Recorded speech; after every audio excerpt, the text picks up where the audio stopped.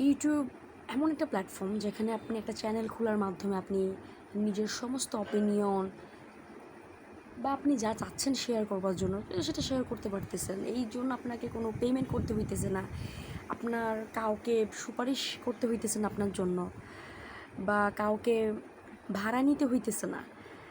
এটা এমন একটা প্ল্যাটফর্ম যেখানে আপনি যা মন চায়, সেটা ভালো হোক খারাপ হোক, সেটা অবশ্যই আপনার উপর ডিপেন্ড করে আপনি কী ছড়াবেন, ভালো ছড়াবেন নাকি খারাপ জিনিস ছড়াবেন। তো সেই দুটোই আপনি স্প্রেড করতে পারবেন, খুব মানে মারাত্মকভাবে স্প্রেড করতে পারবেন। এবং এটা এমন একটা প্ল্যাটফর্ম, আপনার একটা মুক্ত প্ল্যাটফর্ম। এখান থেকে যেমন সব কিছু জানা যায়, সব কিছু তেমনভাবে আপনি করতেও পারবেন এখানে। লাইক আপনি এই যে আমার যেমন মনে হইতেছে আমি বলতে ভালোবাসি, হ্যাঁ, কিছু কিছু ক্ষেত্রে আমি শুনতেও ভালোবাসি। এমন না যে আমি শুধু বলতেই ভালোবাসি, আমি শুনতেও ভালোবাসি। কারণ যদি না শোনা হয় তাহলে কিন্তু আপনি বেশি কিছু বলতে পারবেন না, তাই না?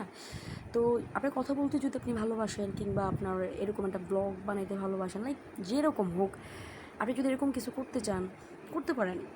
আমি ভাবতেছিলাম করব করব করব বলে, মানে বহু বছর আমাকে অনেকে বলতো যে তুমি কথা বলে, মানে তুমি খুব কথা বলতে পারো। আমি আমি নিজেও পার্সোনালি এনজয় করি কথা বলাটা। সো ওই দিক থেকেই মূলত আমার ইউটিউবের এই চ্যানেলটা খোলা, এবং খোলা হয়েছে তো প্রায় অনেক বছর হয়ে গেছে, প্রায় 2-3 বছর এরকম হবে। কিন্তু আসলে এই ভিডিওস দেওয়া বা শর্টস দেওয়া এগুলো হচ্ছে রিসেন্টলি স্টার্ট করা। সো আমি বলবো যে তোমরা যারা আমার ভিডিওটা দেখতেছো বা আমার কথাগুলো শুনতেছো এখনও অবধি, তোমরা চাইলে এখনই ইউটিউবে একটা চ্যানেল খুলতে পারো।